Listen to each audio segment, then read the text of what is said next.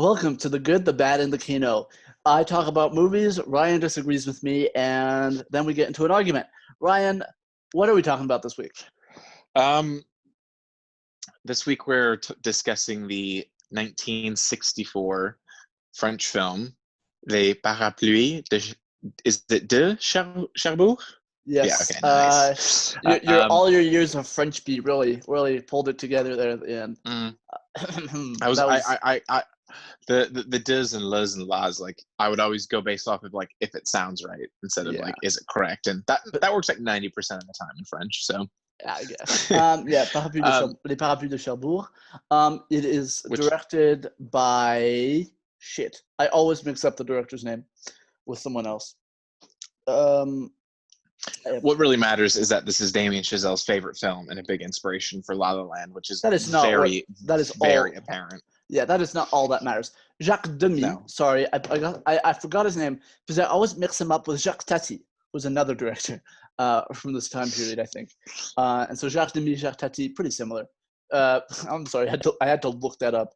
Yeah, so directed by Jacques Tati, and the music is by Michel Legrand, who is quite a revered composer. And if you hear the actual score, it's obvious why. It's a banger.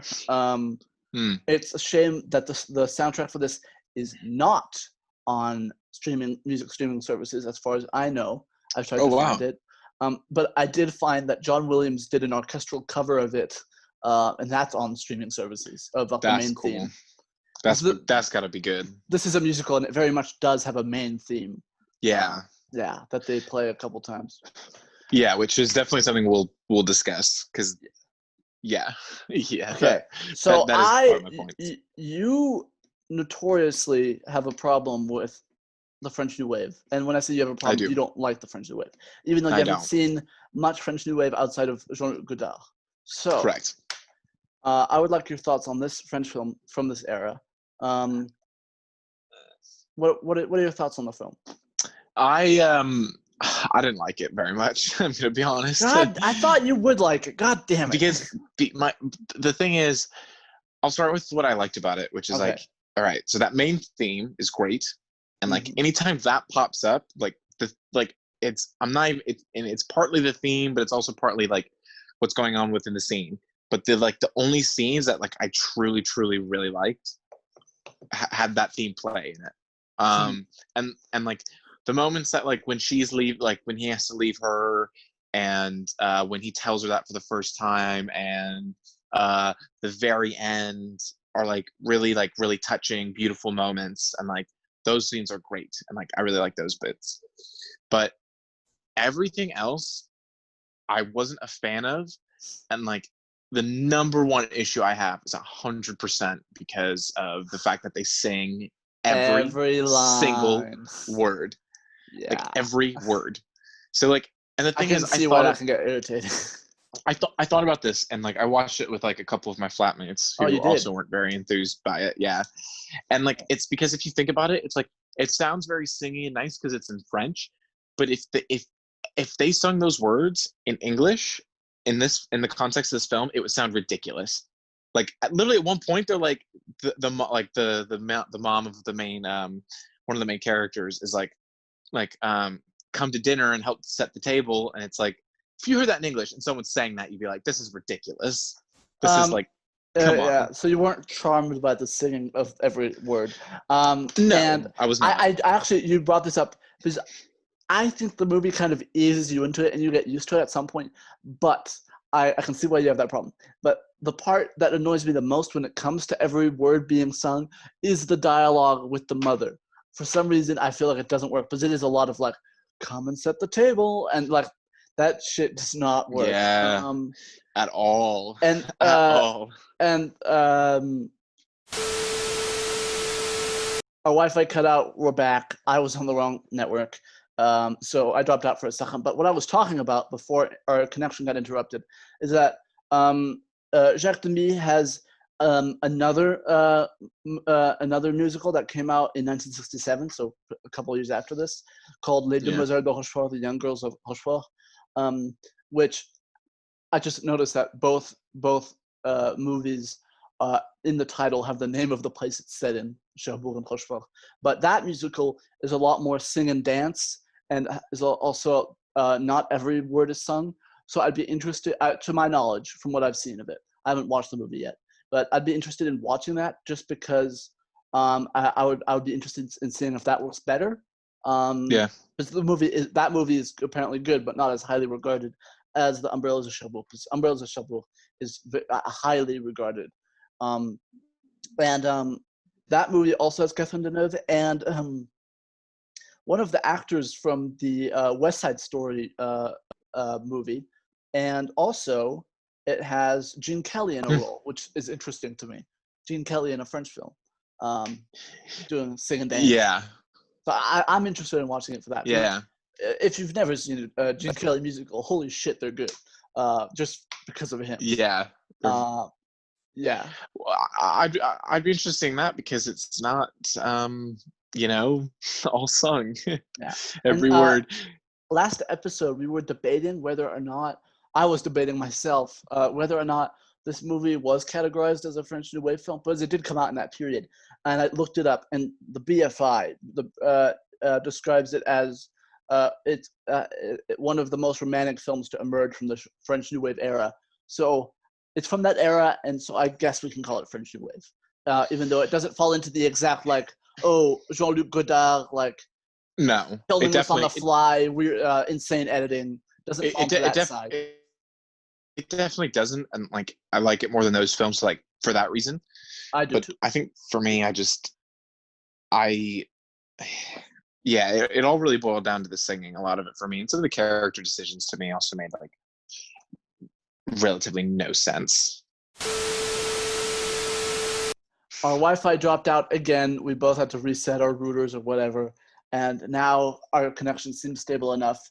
Before we cut out for the second time in 10 minutes, I was asking Ryan if we should maybe discuss the similarities to La La Land before we delve deeper into the story, because that is a big point of contention now, because it is Damien Chazelle's favorite film, and it's very clearly a very big inspiration for La La Land. So we can talk about that.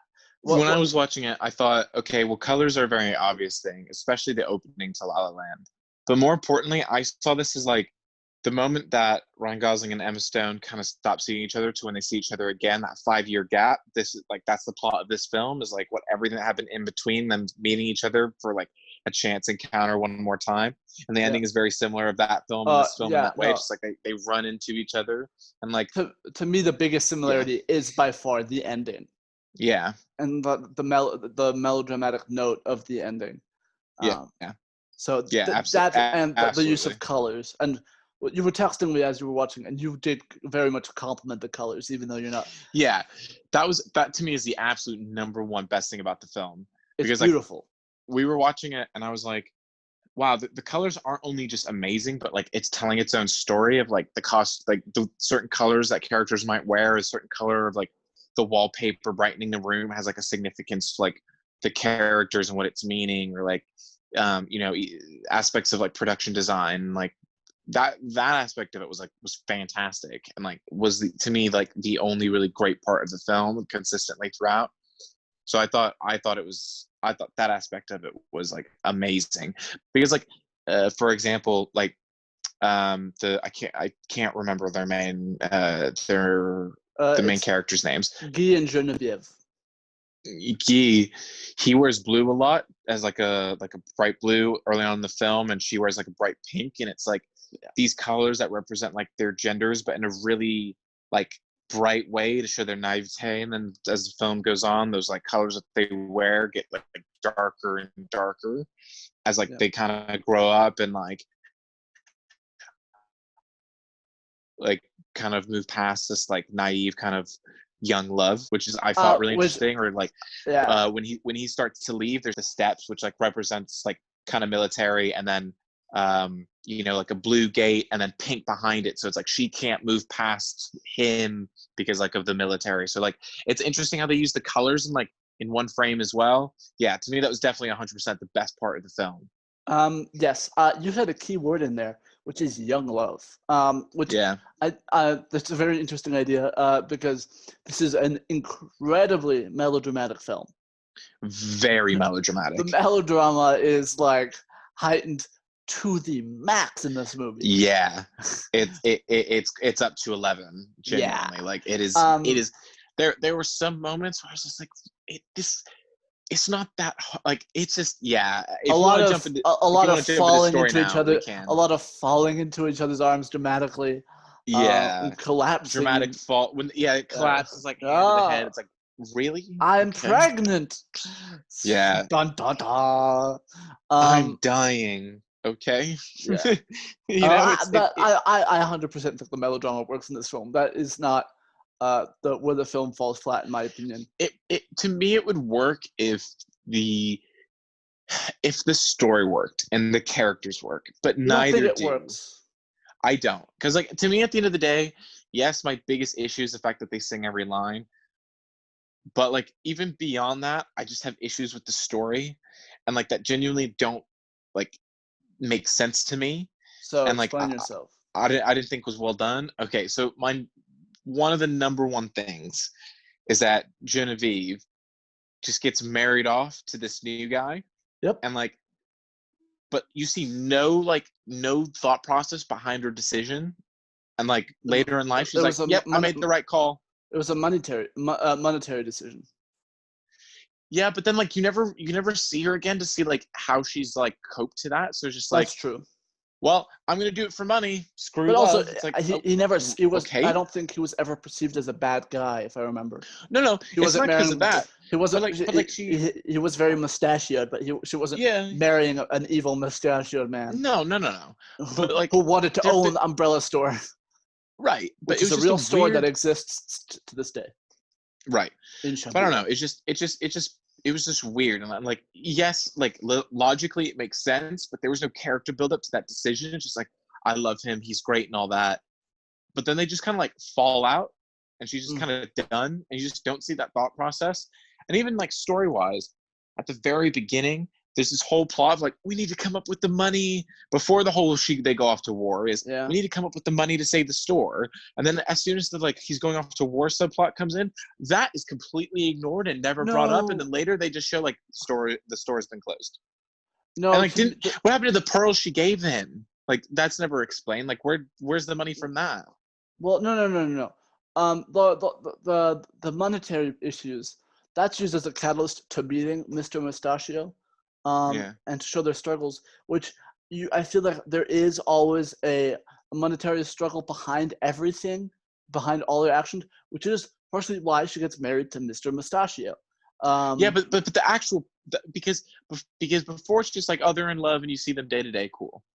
But then like it seems like the plot's really beginning when when the store comes into trouble. But then like the store coming into trouble and them trying to like save it and whatnot, and like she gives her pearls, the mom does, to like Mr. Mustachio, and I like that we're referring to him by that now. And like, but then like it's like, well, where's the money from that? What happened to the store? Did they like, okay, yeah, you see that it got sold off, but like, did they sell it off? Did they save it? Did they like what happened? It's just weirdly dropped for like no reason. So it's just like things like that just kind of bothered me. And like even when he came back, it was really interesting because it was like he meets up with this one girl who has the same name as Genevieve, and it's like, oh, that's gonna be interesting. They're gonna like get together and we're gonna see how that plays out. She's like, nah, that's dropped. Ended up with Madeline. It's like it's really strange how it does that. This is my second time seeing the film, so in that part of the film, because I remembered it very, very well, I did check my phone once or twice around that time when he meets the young woman who I'm quite certain is a prostitute, if I remember correctly. But doesn't the whole Genevieve thing, doesn't that imply that he asked her? Didn't that imply that he wanted to refer to her as Genevieve, even though that's not her name? No, because was that not the implication? Because I missed out on that. No, because people were referring to her as Jenny. So then he was like, "Oh, what's your real name?" And she's like, "Genevieve, but people call me Jenny." Oh, okay. And then and then she's like, "Oh, you're not gonna tell me that I remind you of somebody, do I?" Oh, okay. I thought there was So an other implication there. Thank you for clarifying that. yeah. Shit. So it's just like it. So it's just like some things work in the film, and like the actual central like plot of like them kind of having to deal with it, and then like them kind of coming together at the end is very bittersweet, and like the ending's very good. And when they have to say goodbye, it's like those are touching moments. Yeah. But like to me, everything else just kind of felt false because like the melodrama was there, they were singing every word, and then the story underneath it just isn't strong enough to support it. I felt like. Mm-hmm. What did your roommates think, by the way, if they were half watching or whatever? They weren't for it as well. Our friend Show was here. Oh, and he watched Show. it. He watched it with me as well. Yeah. Oh, Show watched it. And our friend of the podcast, Show. Yeah, and he liked it. I think more than any of the rest of us did. Yeah, but he's a real Kino boy. He should be the co-host. Well, not you. He was making great points about like the color and whatnot, and like that's where that analysis came from. A greater appreciation for it. That's what. No, he just pointed out a lot of like the colors. And Show's analysis, huh? One thing he did say that I'll attribute to him, but it was like when they're originally walking down the pier, Guy and Genevieve, that at night, like all along like some of the metal structures is like orange splashes like painted on, but then when she's like walking with Mr. Mustachio later, those are gone, and it's like the orange symbolize like the sparks of love between them, and then like now that she's walking with Mr. Mustachio, a guy she doesn't love, like the sparks aren't there. It's like that was from Show. I'm like, that's pretty good analysis. Like that just goes to show that the colors are like amazing in it. But to me, just not like I said, those other things that we've talked about just didn't really work. There was one thing in specific. I'm pretty sure. Yeah, go ahead. Because you, when you watch movies, you are extremely like story focused, which I think comes across in these podcasts. Story and character, but I look at how the film is done and whatnot to enhance that. Yes, not I know. Carry it. And to me, this film carries it. I'm a bit. I still, character and story is extremely important to me, but I'm a bit less than you in that regard. Yeah. And I think Show is as well. I know that he's seen Jodorowsky's The Holy Mountain, which isn't. He was talking about it yesterday. He was going on about it. Yeah, he was talking about how. He was explaining it in detail.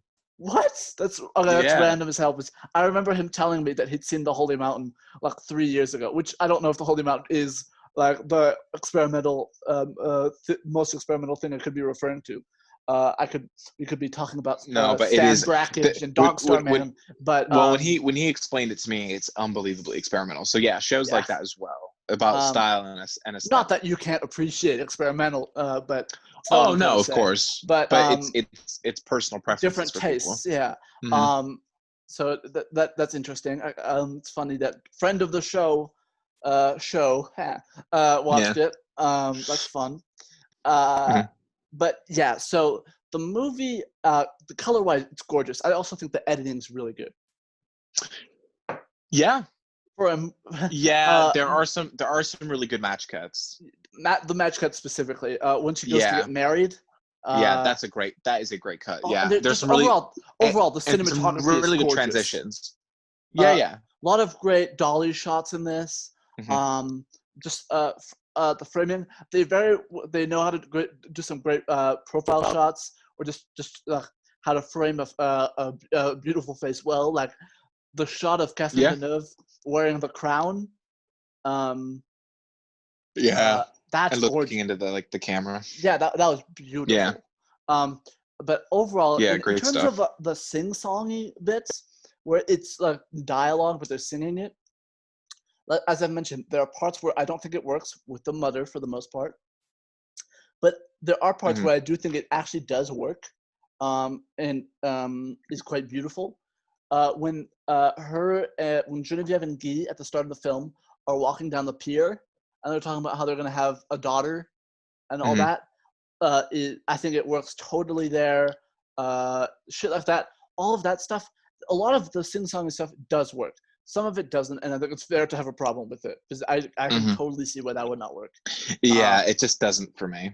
It really doesn't. Yeah, that's not yeah, I can see why you would say that. But there are parts where I think it does work, and that whole sequence with Genevieve and Guy going on a date at the start of the film is really great. It's one of the best sequences. Like them going to have a dance, going to the opera.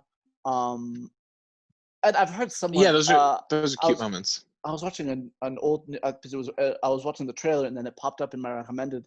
There was an A.O. Scott video from the New York Times on the film that I watched, and it basically called. Okay. He said the movie's more like an opera because every line is sung, which is interesting. And I also just skimmed an article that was like, this is the anti-musical because every line is sung, which I don't really know if that would be accurate, but I don't know if I would go so far to call this the anti-musical. The first one, considering that think about it as like an opera, is so interesting. Yeah. That line of reasoning is more interesting to me than calling it the anti-musical. That seems very brash and bold to just say that. Me too. I agree. It very much is not like an American musical, and no, The Young Ghosts of Cherbourg it's very different. Much more like an American musical. It also has Gene Kelly in it, which helps. But so I would definitely not call this an American style musical. But I don't know if I would go so far as to call it an anti-musical. It does break some of the molds, but I wouldn't go that far, maybe. But the parts where it's like, I definitely would not. Yeah, the parts where it's like actually, especially because there are moments where like they actually break the fourth wall. Like she looks directly at the camera and sings. Yeah. Well, in those moments, like the part where she's wearing the Fev crown. Not just that. There's a moment where she's looking at someone before and she looked up at the camera. But in those moments, isn't she always looking at somebody? No, there's one moment where she actually looks into the camera when I can't remember, it's early on, but when she's telling her mom, I think about a guy leaving and like they're having a conversation. She sits down at the dinner table and she says something about like loving him or something, and she looks like up into the camera. It's like it's a bit weird. Moments. But I didn't really notice the fourth wall breaking moments. Like there are moments where she stares at the camera, but I always felt like she was staring at something. But going back to the anti-musical thing, because I was just running that through my head. Yeah, on that one occasion, she definitely is. I was running that idea through my head. But yes, this, as we've said, this is not an American style musical. But I don't think that makes it automatically an anti-musical. But I don't know how I would define an anti-musical in that regard. So I'm kind of up in the air. But the article, I was just skimming it, but it didn't seem to make a great point other than the fact that every line is sung. Because what musicals are known for a couple things. One of them, extreme melodrama, and that this movie is not lacking any of that. So in that regard, it very much is a musical because it has the melodrama of a big musical. I definitely disagree with that because I agree with what you said. Yeah. I've not actually seen it, but like I've heard that like Cabaret is more of an anti-musical, and I haven't seen that one. It has the melodrama, it has the self-awareness. You're talking about the Umbrellas, right? Yeah, that Cabaret is one of those that does seem very much in your face, and that's why I don't think it's an anti-musical, because I think it is very much a musical, very much so a musical.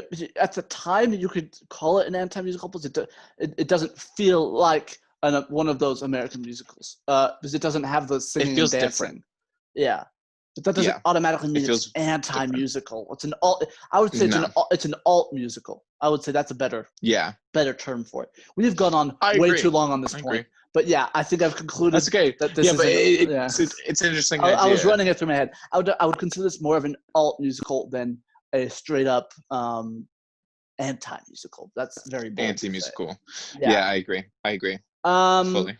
Yes, going back, as I was saying, cinematography, absolutely gorgeous. That has a lot to do with the colors, but like, at one point she's walking like, I think it's the wedding dress store, and she's walking by all these dresses, and then it cuts to the wedding, and she's got the veil over her head, and it frames the face so lovingly. The camera, it does. what the cinematography is really portraying is like love for the most part. It all feels extremely loving. I think it only kind of feels that way because of the colors and the warmness of it all. Like it always feels very, very warm. Yes, it does. And I think I would attribute that more to the colors in the camera and like the cinematography. But that being said, I agree with you on the editing. I thought the editing was really, really good. And the transitions as well, I thought were really, really strong. That's the thing is technically I can't fault it. Like it looks great and it sounds great. But it's just it was the style of the voices and definitely because the thing is even in moments I thought it was like emotional.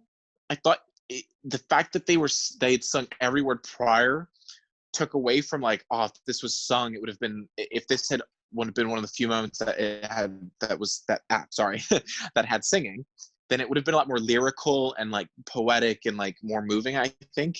But like because it just falls into place with everything else, it's just like I think it takes away some of the emotion of certain scenes. I agree to an extent. I still think that it works in a lot of parts.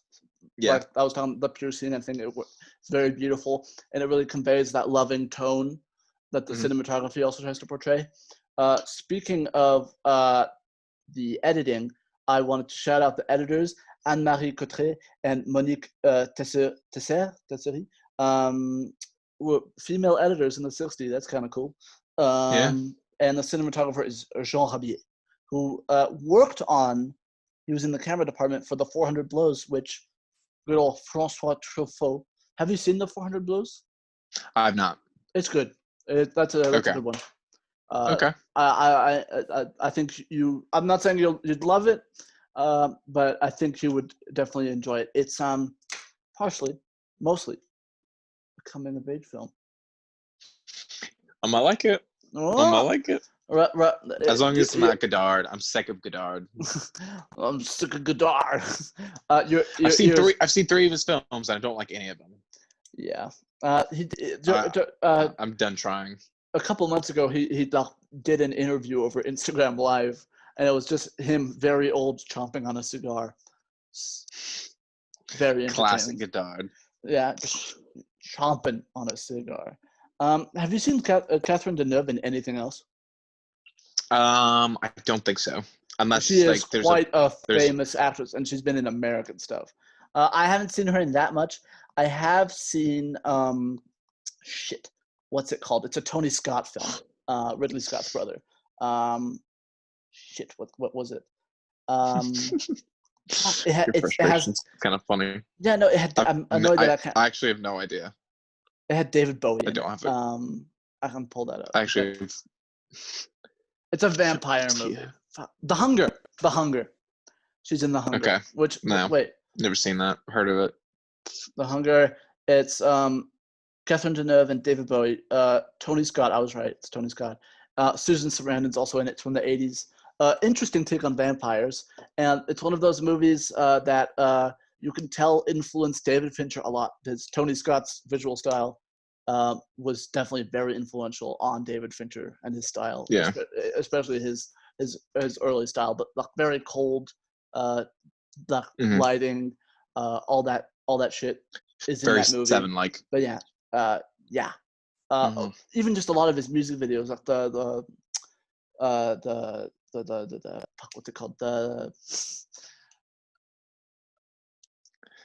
I'm not sure.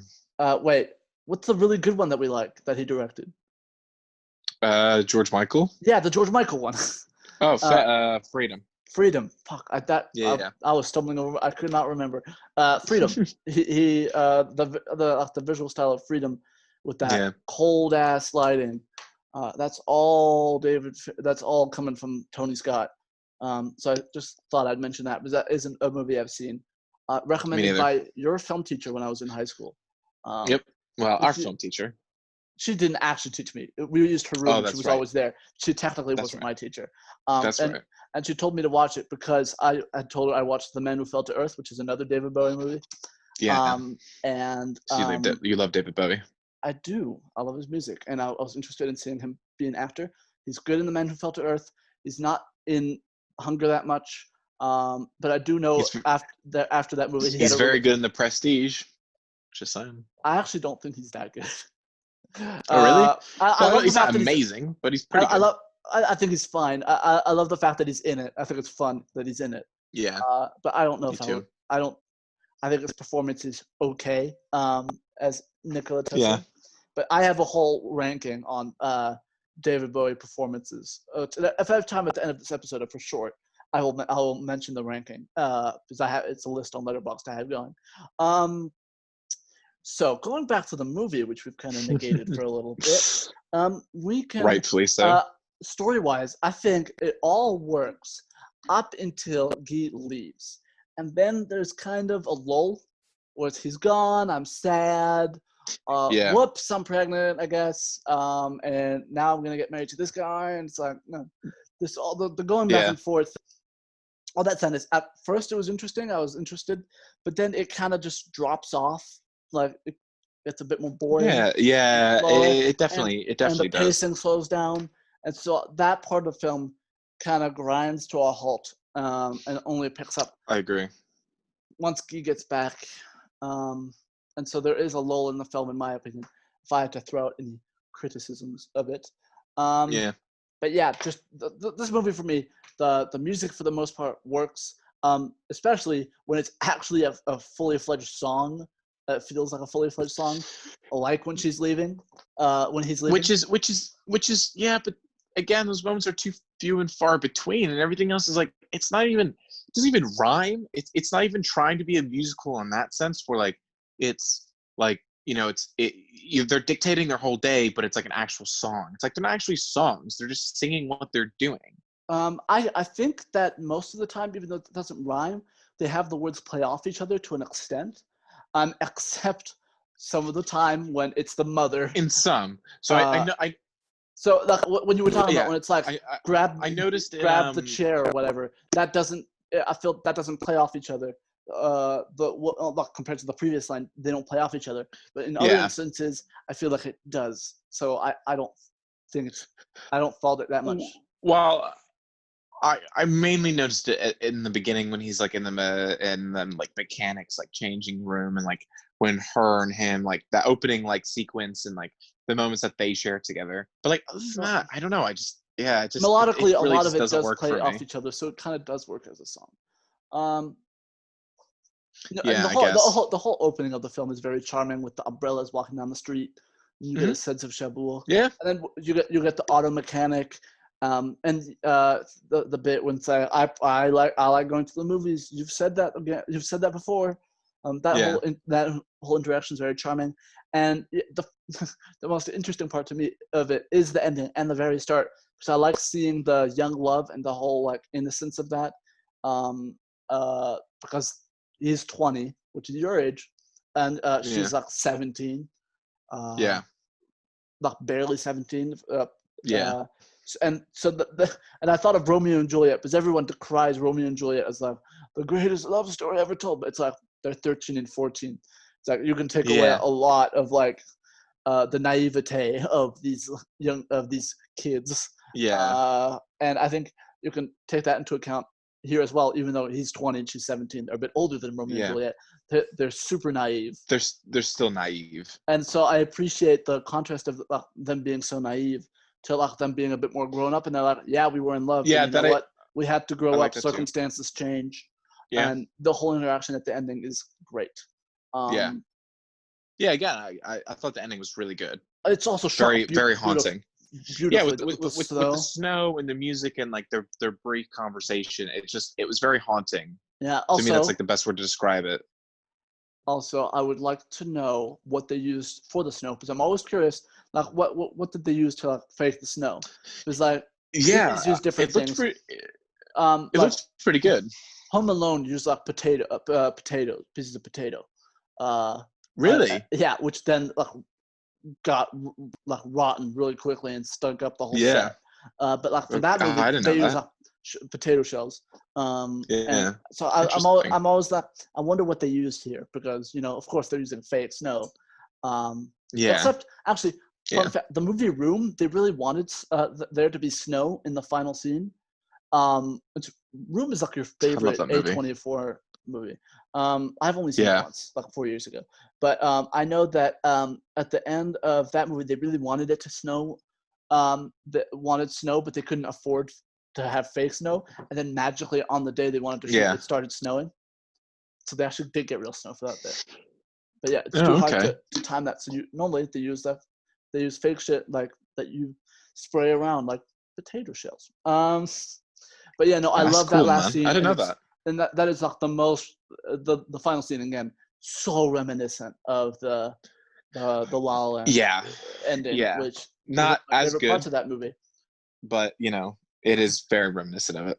I had a seminar teacher last year at university who is specialized.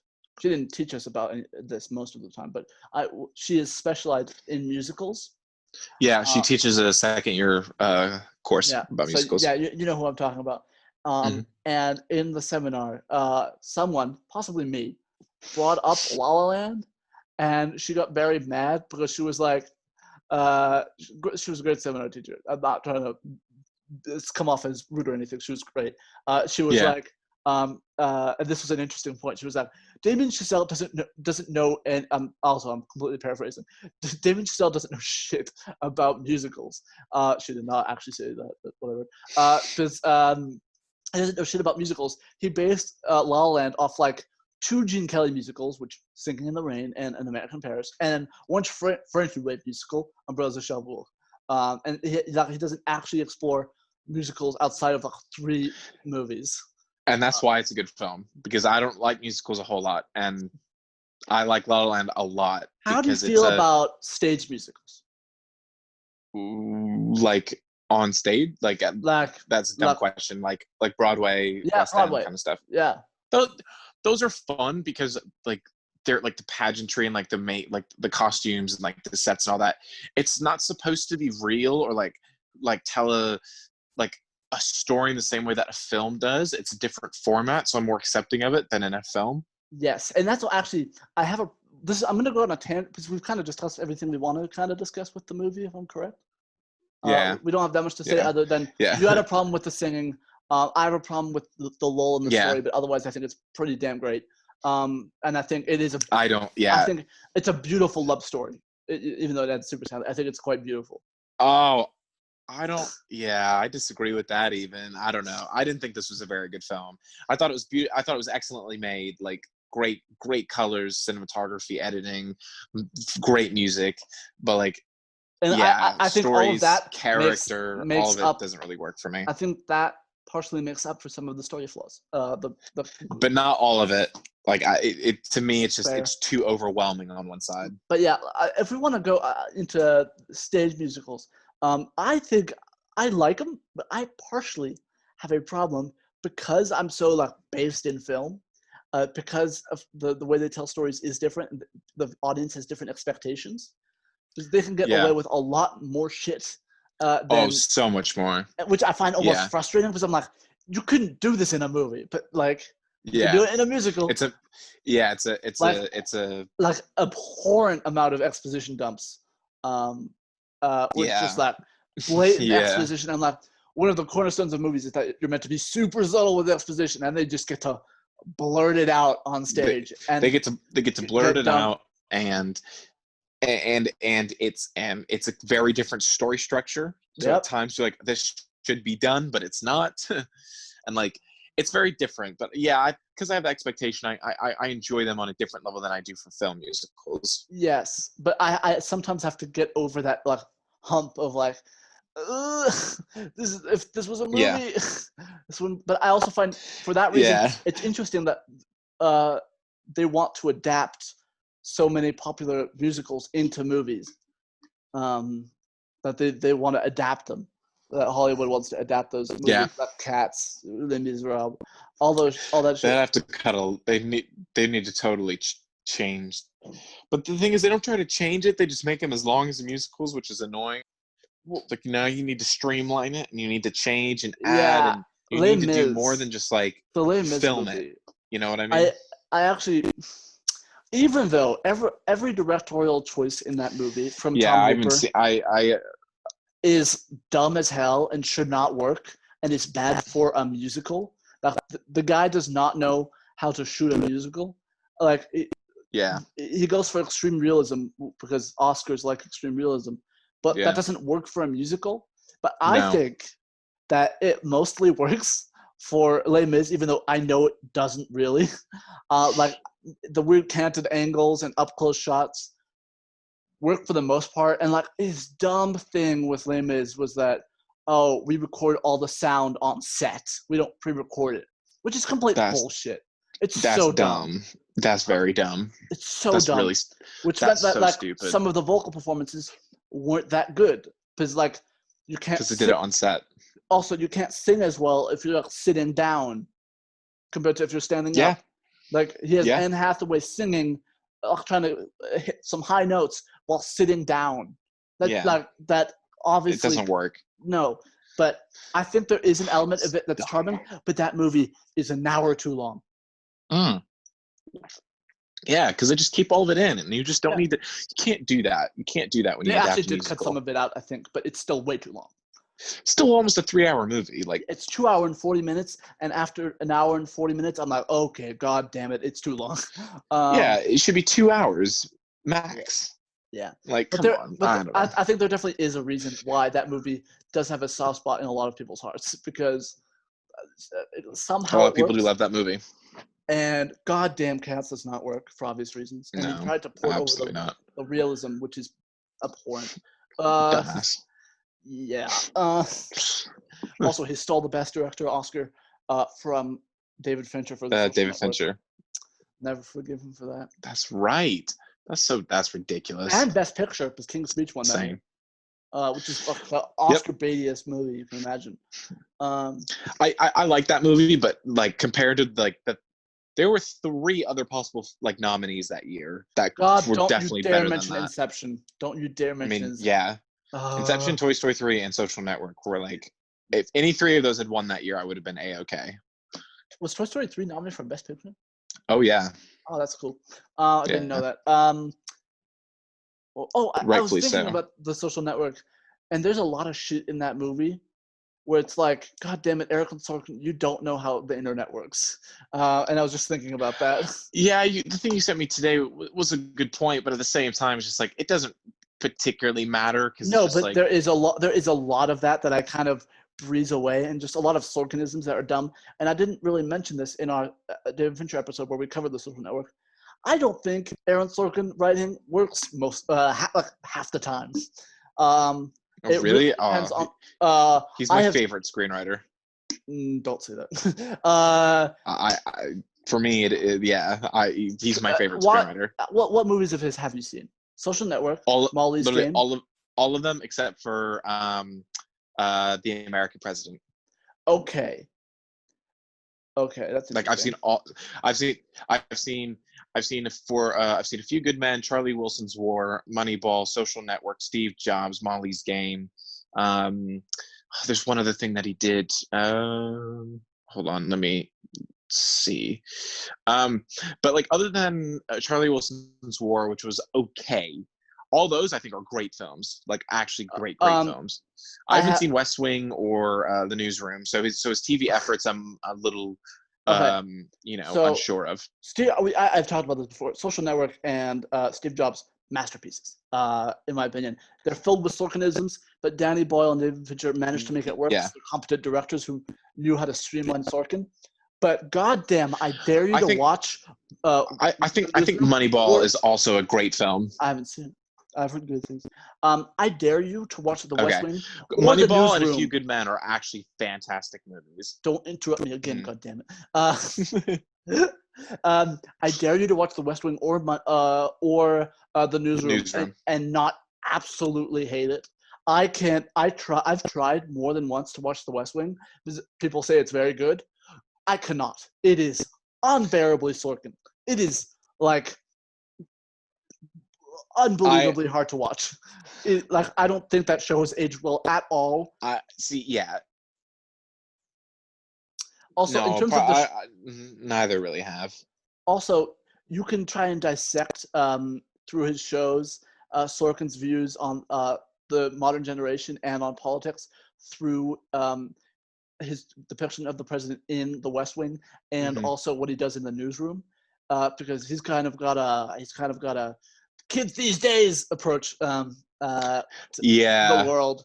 Sounds about right from him. There's this famous segment from the newsroom from the pilot that was the big Sorkin speech that kind of went viral, I think, when the show came out in 2014, where it's the main character, he's in a talk show and he's a big newscast guy, and he's talking. He's like, "Why do I think America is the greatest country? It's not the greatest country. Oh yeah, kids these days all obsessed with your goddamn phones." And I'm like, "Oh, God damn it, Sorkin." Yeah, I remember that. I don't know. When I saw it for the first time, I was like, that was so good. Try and rewatch it now and don't cringe. Okay. It is. All right. But yeah, also, all the Sorkinisms, this is completely off topic. We're done talking about the movie. All the Sorkinisms in The West Wing are, so blatant. Like, the walking down the hallway thing, it gets old immediately and gets annoying. Yeah. But it gets annoying so fast. And I can't imagine watching 4 seasons of that show. Yeah. I think he wrote 3 or 4 seasons. So I can't imagine watching 4 seasons of that because I've watched 3 episodes and I was like, no way. There's no way I can watch this. No. It's way too much. I don't think I'm ever going to try those, to be honest. I'll stick with his films because other than Charlie Wilson's War, I think the issues with Molly's Game comes from direction and not script. So in terms of script and film, I think all of his films, I don't know. I know Molly's Game script, he needed to be cut in aspects, and he needed a director to be like. That's what I mean, though. It's because his original script for Steve Jobs is a lot longer, but Boyle cuts it down. Yes. So if a different director had stepped in and made certain cuts and choices, it's better. But that means it's also a script problem if it wasn't cut down. So it is a script problem. Yeah, but I'm not. But to me, I'm saying that the movie could have been good if it had a better if it had a director, different director. I still think Molly's Game is a really good movie, but it's not. It doesn't come even close to his other films because the direction just isn't there. But also, just goddamn the script, the narration is so narration is too annoying. Narration is too much in the first 20 minutes, and then it levels out. No. But there's a good there's a while where it's just it's every spoken word you hear is narration, and it's kind of off-putting. The biggest problem with the narration is that, and this has to do with the script and the direction, there's too much narration, but also the narration is redundant because they show everything that is being narrated on screen. Yeah. And so that is true. Yeah. And that's what I mean is I think a lot of the first 20 minutes could have been redone. But yeah, the direction is also just lacking, which, he's a first-time director, whatever, but problem with the script no matter what. Right. And so but I think for me, he still made 4. Social Network's one of my favorite, and Steve Jobs are some of my favorite movies. Those two. He knows how to get characters done. I think you'd really like Moneyball. I'm sure I would. I think. It's a really good. It's a great film. He absolutely nails characters. I wish he didn't have as blatant Sorkinisms as he does, and I think Social Network I think actually has maybe more. No, I think Social Network has maybe more Sorkinisms than Steve Jobs has. Mm-hmm. Steve Jobs definitely has the running down the hallway thing, which is a big Sorkinism, but Social Network has just a lot of I'm so smart shit. Yeah, a lot. Yeah, the scene where Mark Zuckerberg leaves the auditorium and he's like, the answer is blah blah blah, and everyone's like, damn, he's right. No, not necessary. We know he's smart. And also, or just his misunderstanding of technology. Everyone has read Mark Zuckerberg's blog at BU and is like, Erica Albright, you have small tits, shit like that. And some of the Sorkinisms do work, like the cut the just Facebook. That's Sorkinism at its finest, but it works. Also, the cringiest goddamn line from Justin Timberlake in that movie. Also, I absolutely adore The Social Network. We've talked about this. But the absolutely cringiest line from Justin Timberlake is when he's on Dakota Johnson's computer and he's like, I need to find you, Mark Zuckerberg. Yeah. It's like, you can cut that line, man. You don't need that in there at all. No. Well, unfortunately, no film's perfect. Oh, absolutely not. Nothing is perfect. Yeah. But just like the original film we were talking about. Hey, what movie was that? I can't even remember anymore. The Umbrellas of not a very good film. Also, Cherbourg. I'm gonna really quickly list out my ranking. Half this episode has been completely off topic, but who cares? You didn't like the movie, so we're more about positivity. So it's kind of sucks when one of us didn't love the movie because. But it's good to go into reasons why. I'm not saying we can't discuss, but like why we didn't like a movie. That's not what I'm trying to say. I'm just saying that like we like to be positive. Overall. So and that's our outlook on film. We're not trying to be these movies sucks. Here's 75 reasons why. But like it's here's my cinema sin. Here's my cinema sin. Ding. But so we both hate that shit. Yeah. Even though I used to watch it and I'm so embarrassed by it. Yeah, we grow up.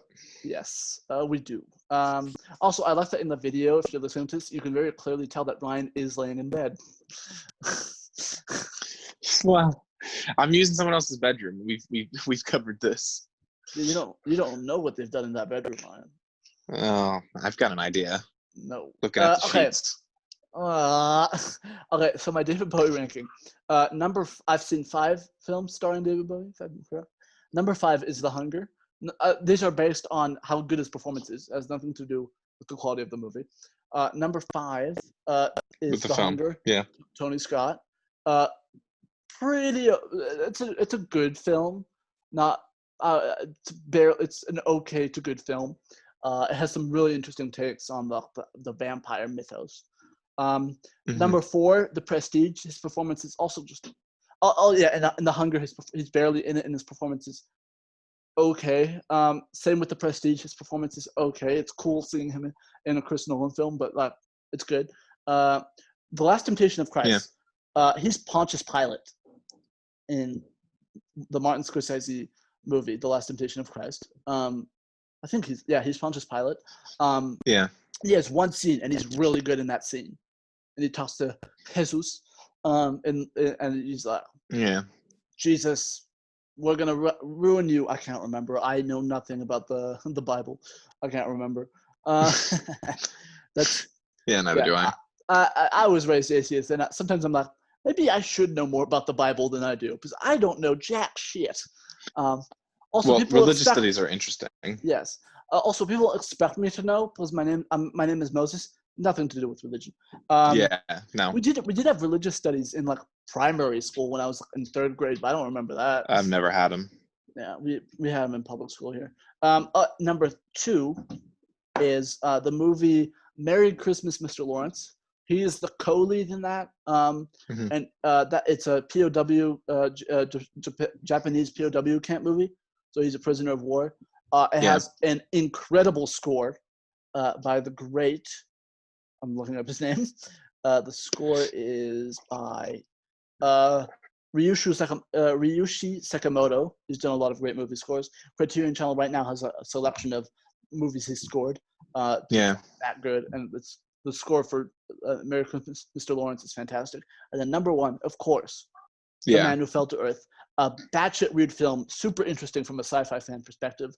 But the second half of that movie, goddamn, they purposely made it make no sense to confuse the audience. I definitely wouldn't like that film. It jumps through time. You won't, but I'll make you watch it eventually.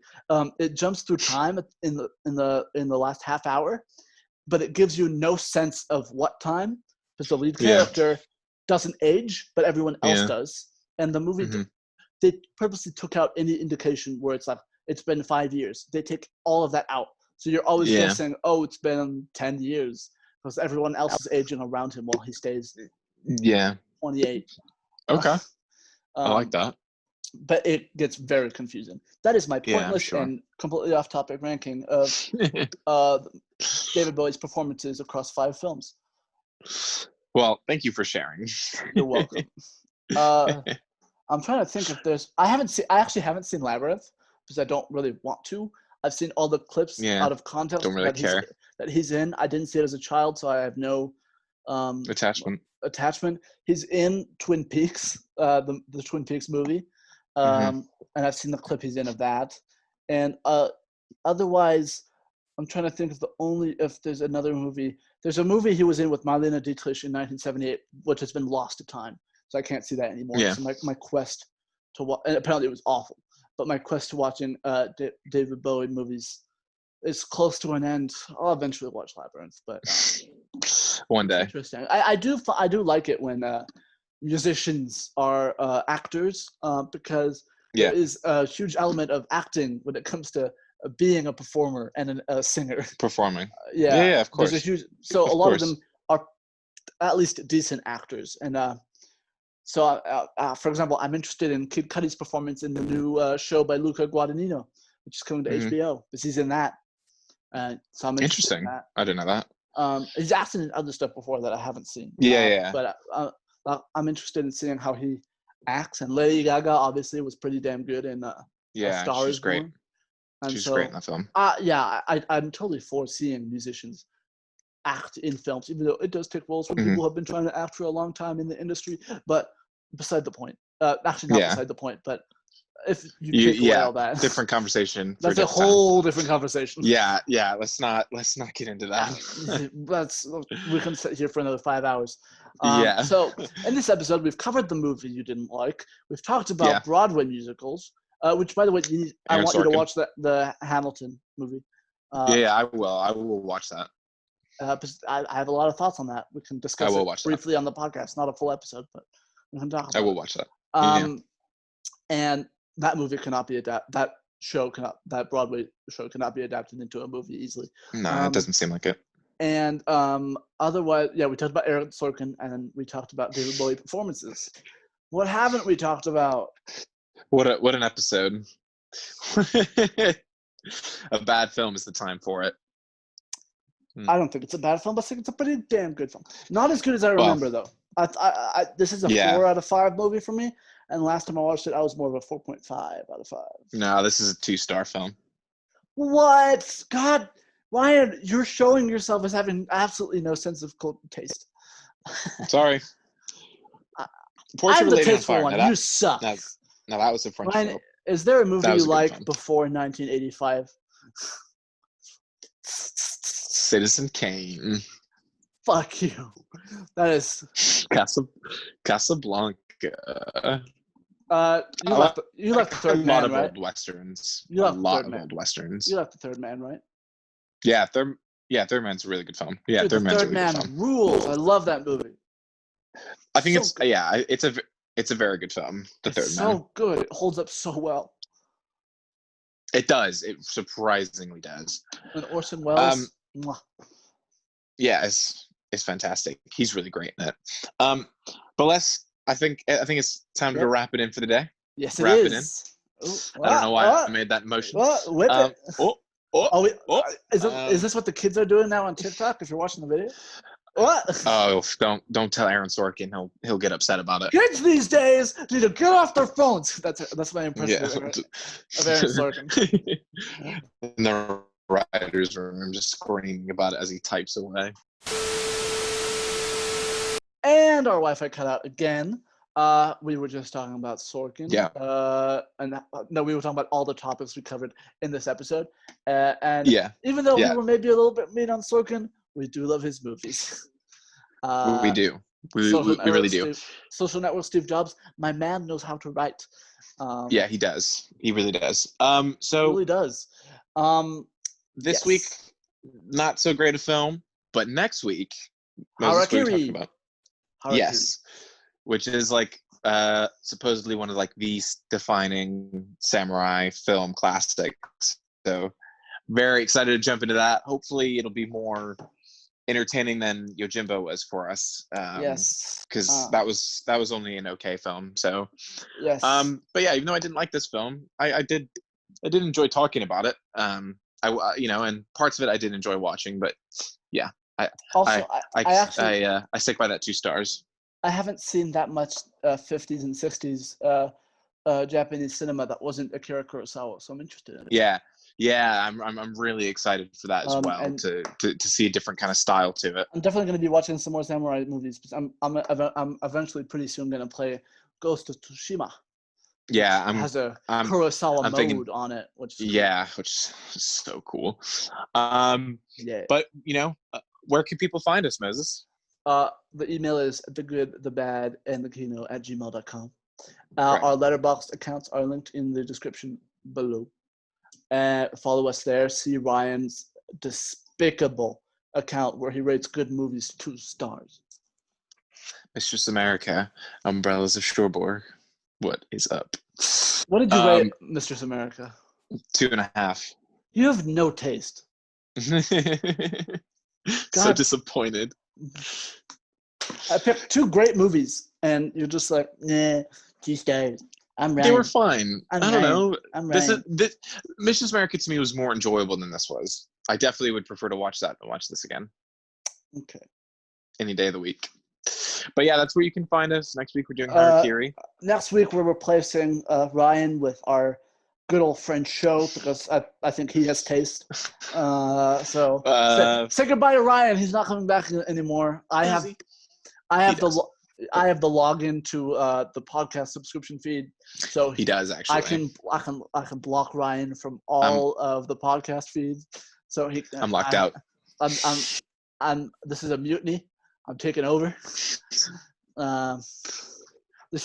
You crossed the line. Well, and maybe to be fair, Popstar was also your idea, and that's a great film. So yeah, but Popstar is appealing to the masses. That's an easy film to love. True. Yeah, but okay, then Portrait of a Lady on Fire. That I'm happy to like. That I'm happy. Yeah, that's a fantastic movie. That's a fantastic movie. That I'm happy to like. This episode has been a mess. Thank you for listening. Before we go on for like 100th tangent today. Yes. Thank you for listening. You can find us at those places. Tune in next week for Harakiri. We're really excited to do something even more different than this week. We just keep doing different things, which is an exciting prospect. Yeah, and next week I might be in a different setting.